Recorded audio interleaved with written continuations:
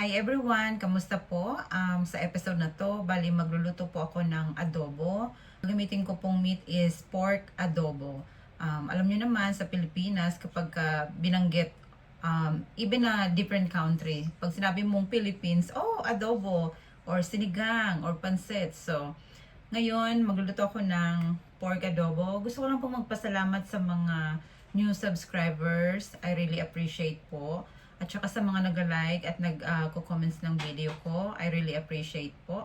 Papakita ko na yung mga ingredients ng adobo ko na lulutuin. Thank you everyone for watching this video. I really appreciate all of you. Bye-bye. Alright, so ito yung mga ingredients ng adobo. First, I have olive oil, I have vinegar, ground pepper, oyster sauce, soy sauce, I have brown sugar, and ito yung sikreto ko, sesame oil. Then I have pork belly, then I have onion, garlic. Sa adobo ko, gusto ko yung marami akong bawang. So, ayan. And then I have black whole pepper and bay leaf. And wala kasi akong siling labuyo. Gusto ko sa adobo ko medyo konting anghang. So, I have dried chili. Okay. So, ayan yung mga ingredients. Let's go start cooking.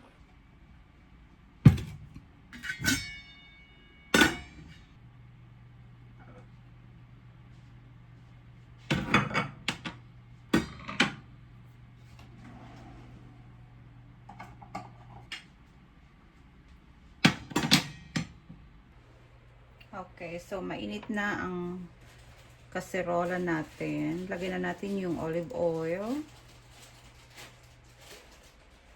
Then, yung sibuyas, bawang,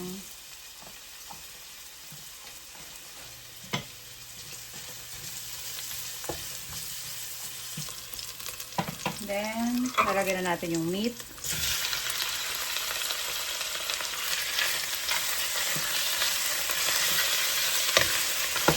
So now, I can put my soy sauce, vinegar. So sa mga measurement po, kayo na pong bahala magtansya. Kasi usually ako pag nagluluto ako, tansya-tansya lang din. Pabayaan nyo muna kasi I just put the vinegar. So wag nyo munang haluin. So, pwede nyo na lang din ilagay yung bay leaf nyo. Yung dried chili. Kasi wala akong siling labuyo. Then, yung black whole pepper. Then, haluin nyo konti.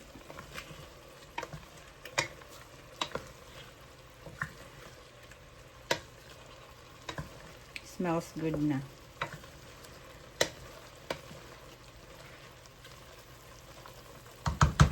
Then, sa kanyo, ilalagay na yung water. Ako, naglagay ako ng 1 quart of water.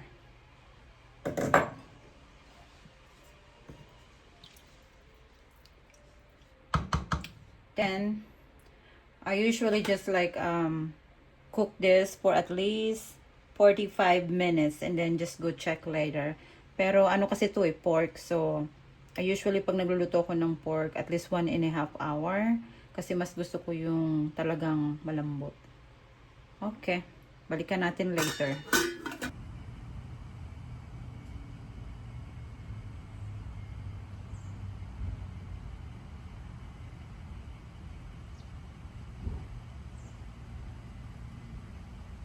So, ayan.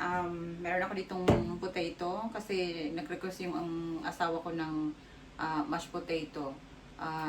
Sinabi ko kasi sa kanya nagagawa ko ng adobo, pork adobo. Minsan kasi ayaw niyang kumain ng rice.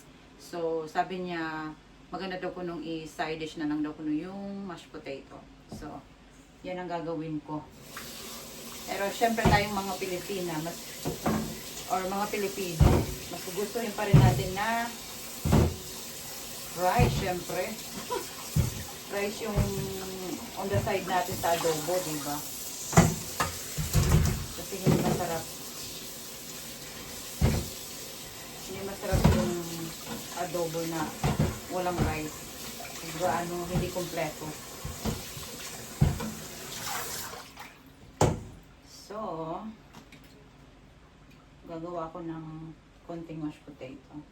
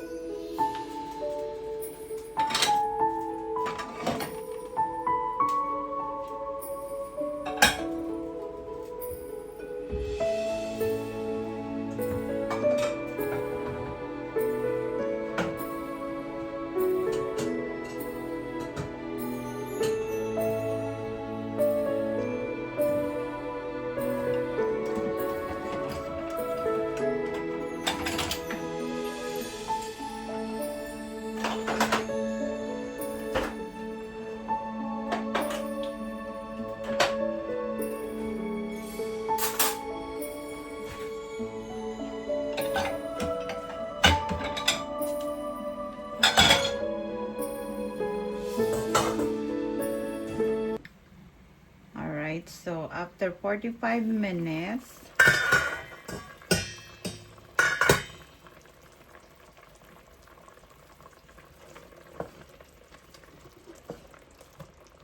ilalagay ko na yung ground pepper, sugar, and oyster sauce.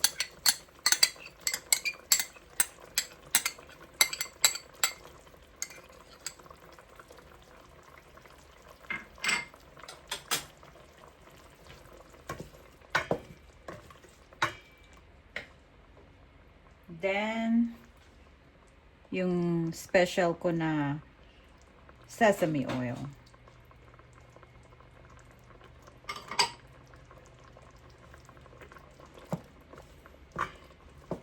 So, medyo malambot na siya, pero mas gusto ko mas malambot pa.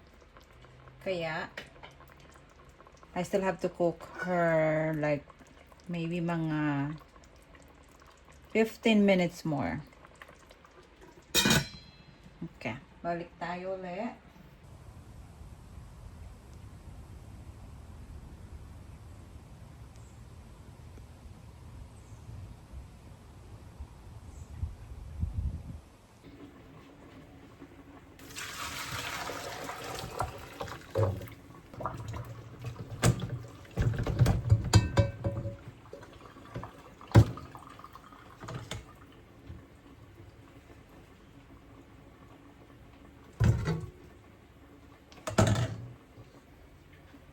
So, ayan. Gagawa na ako ng mashed potato. So, sa mashed potato, simple lang naman yung mga ingredients niya.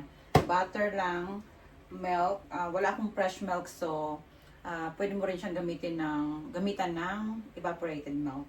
Then, salt and ground pepper. Yun lang naman ang mga ingredients niya. Siyempre, yung potato. So, i-smash muna natin.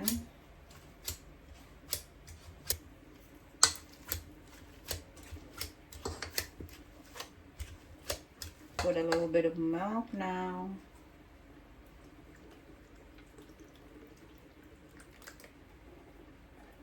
Then butter.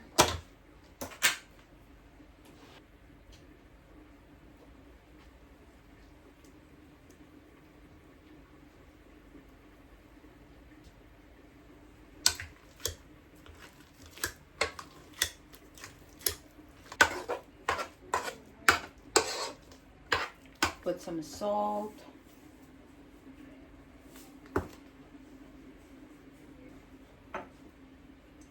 Ground pepper.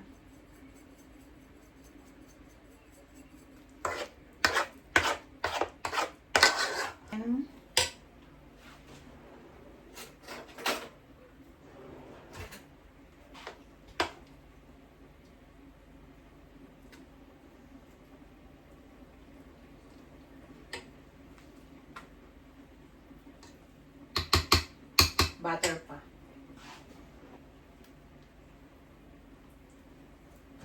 Pero alam nyo, ang mas masarap talagang gumawa ng mashed potato is yung asawa ko. Hindi ko talaga expert ito. Hindi ko to linya.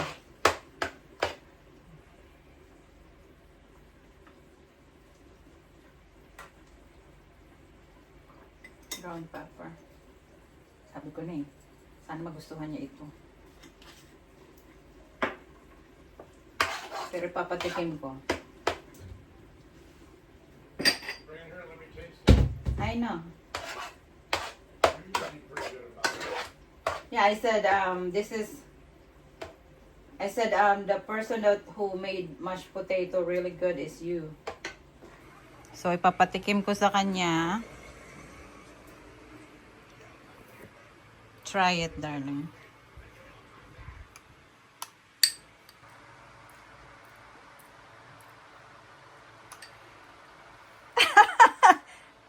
What's missing? Oh jeez.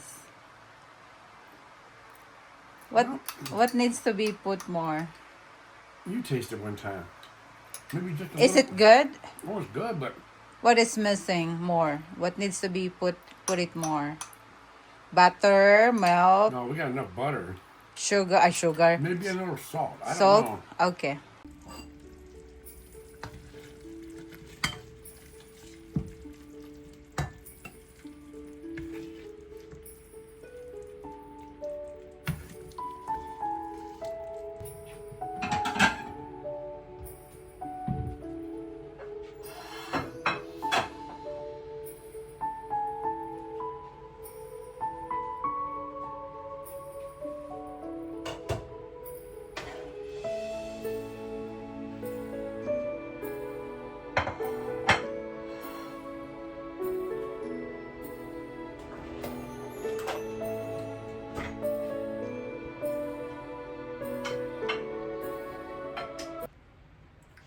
So, ayan. Luto na ang adobo. So, bali dalawang klase itong serving ko. Yung isa sa asawa ko. Tapos yung isa sa akin. Alam nyo na yung akin. Siyempre yung may kanin. Yan. Ito yung gusto ko sa adobo ko. Yung nagmamantika.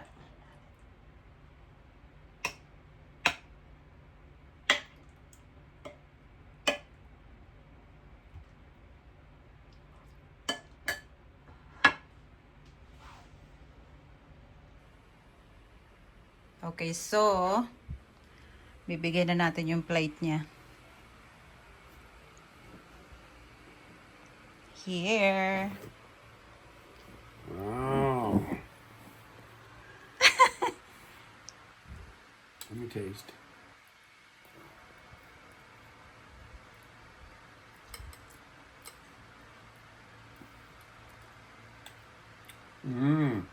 Good. Gusto ko masarap. You learn a little bit of Tagalog na. All right. You're good na? Yeah. Okay. So, ako naman kakain.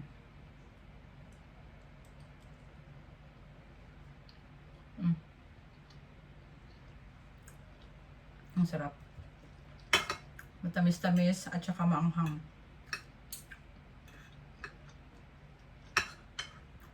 Merong mas masarap sa akin magluto ng adobo. Yun yung anak ko. Si Butcho Choy. Kuya Choy, namimiss ko na yung adobo mo. Ang sarap talaga ng adobo ng Butcho Choy ko. So every time na magluluto ako ng adobo, naiisip ko na mas masarap pa rin talaga yung adobo niya.